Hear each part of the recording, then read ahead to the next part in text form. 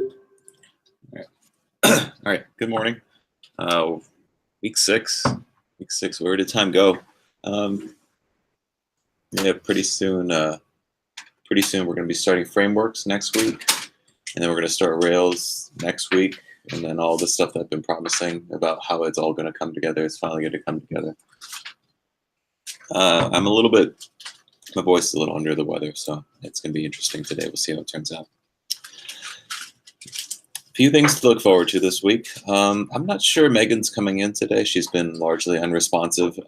So you got me for jQuery, and I'm a jQuery proficient at jQuery. Let's put it that way. I'm not an expert. I don't use it every day, but I'll be teaching this today. Tomorrow we're going to be going over Beyond Tech number 5. We're going to talk about personal finance part 1. It's be kind of a fun little topic. Rod will be here, and the next one's about investing and stuff like that. So if you like that kind of stuff, stay tuned. Chris Walquist's thing from Friday is going to be rescheduled for this Wednesday from 9 to 12. And then Brian's Willard's going to be coming in at 2 p.m. This Thursday. Brian's from Google. He's on our board. I think he's Aaron's mentor. We'll be having like a whiteboarding session here in the classroom, just so everyone sees what Google's like. And then Matt Goggin next week will be coming in from Braintree. He's one of your TAs, right? If I'm not mistaken. Goggin's AM on Wednesday.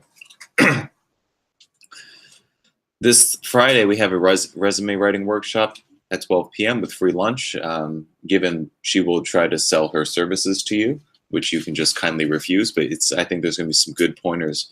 And this week, again, is going to be kind of a long week. It's going to be a 6-day week. Technically a 7-day week, but you have Monday off.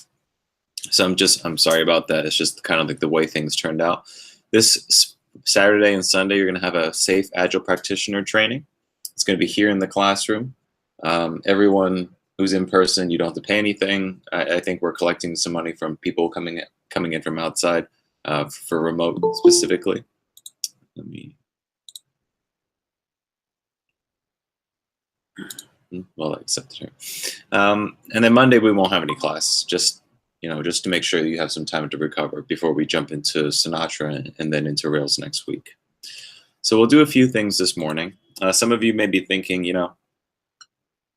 I'm doing all of these, I'm doing all this like stuff with coding, but I'm not doing any algorithms anymore.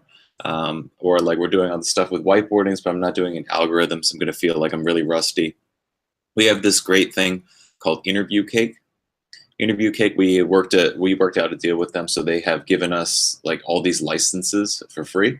So you don't have to pay. It's usually about $200.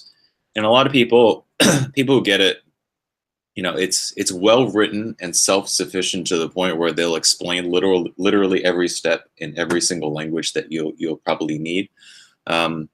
People get these big jobs at like Palantir and Google and Facebook and Amazon, and another Google and another Amazon, another Google, and all these different places. But basically, what happens is they have 40 questions. Let me just log in real quick. They have 40 questions, if I'm not mistaken. Oh, 46. And these are the most popular, very, very complex algorithms that you can get. So one of them is like Apple stocks. We've done this at the beginning. If given a whole array of numbers, how do you know like what the greatest difference is between those two numbers? Highest product of 3, making change rectangular, love, temperature tracker, and things of that nature. So all of these things to say, I'll sign everybody up during our work time this morning. You will have access to this for an entire year. It's usually $200. But we'll be going through one question per week just to make sure our algorithms are up to date. Otherwise, we're going to get to the end and we're going to forget everything, and then we're going to be embarrassed. So again, a lot of great things to look forward to coming up.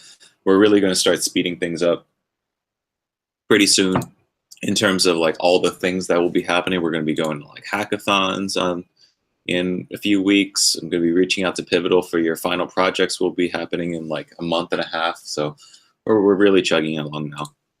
I'm going to get everyone set up on interview cake. So a few things I need from you this morning as we kind of get ramped up for the day. Fill out the feedback forms if you have not. We're going to be working on LinkedIn's, and then we're going to be answering a new question today. One thing that I've realized when I'm talking to senior engineers and hiring managers and things of that nature is that soft skills are arguably more important than hard skills. Just by finishing the program here, you will have demonstrated that you have some semblance of an understanding of how to code. And you may be considering comparing yourselves against other people. And you might say, Bob is 50 times better than I am, and I'm never going to be able to get a job because Bob has 5 years of experience and I just started here with nothing.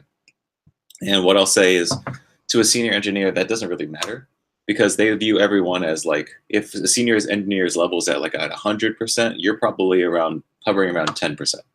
So if you're around 10% and someone's at 13% or even 15% because you think they're so much better than you, it's such a small little difference. Like there's 5 percentage points difference between someone who's at 10% and someone who's at 15. Or if you think someone's twice as good as, like, just even a little bit better than you, it's very, very small. That you might be at 10%, they might be at 12. So I wouldn't compare yourself against other people. What they're looking for is mostly the ability to learn quickly, the ability to troubleshoot on your own, and the ability to work on a team. And that's the question that we're going to be answering this morning, is tell me about a time that you had to work on a team. And there's a variety of questions the variety of directions that this question can take. One of them is like, maybe you took a leadership role. 2, maybe you had to work with somebody very, very difficult. So kind of it's this giant theme of team is going to be a big question over the next 2 weeks. This week we're going to be talk about a time that you had to deal with somebody incredibly difficult in a team setting. And maybe being in the military, you have lots of stories like that. I remember Scott was telling me, it's like, Scott from Bravo Platoon was kind of like, we're a unique breed because, like, if you don't like somebody, you're going to be next to that person. It doesn't even matter if you like them or not. You're just going to be next to that person for the next X amount of time. So you better get used to it. So whatever stories you may have, but the question is, tell me about a time that you had to work with somebody difficult on a team. How did you overcome it? Again, we're going to try to follow that STAR method. Talk to me. Everyone talks in stories, right? So talk to me about a situation and the task that you were given, what actions you took, and the result that came of it. Try to make it an interesting narrative so that people are engaged when you're telling the story. So 3 things again this morning. 1 is feedback form. 2, we're going to continue working on our LinkedIn. LinkedIn's we're getting things ready for next week when the recruiters come, when the volunteer career coaches come back in on Tuesday. They're going to be talking about resume writing, and we're going to try to have as much of it done as possible. Name, title, company, education, where you're looking for a job, your connections. This is the tell me about yourself paragraph. And then this is the part where everything is going to start coming more into play. If you have bullet points or paragraphs, talk about your accomplishments. Like one little bit about what you did, mostly about your accomplishments, measurable things that you were able to achieve. When I worked at Code Platoon, I taught X number of classes with an average placement rating of 85% plus. Most of my students who, finished, 85% of them were able to find full-time employment with an average salary of blah. I think it's like 60 or 65 or something like that. So we want to get that done as much as possible throughout this week, so we're ready to write those resumes next week and get professional input. And then finally, tell me about a time where you had to work with somebody difficult on a team, and then how did you overcome it? So we'll take first 25 minutes, so 9:35 or so. We'll come back, and then we'll do a big review of like all the stuff that we covered last week, and then we'll jump into jQuery for today. So let's get to it. Which days are the retracking days this week? The retracking days are Wednesday, Thursday, and Friday.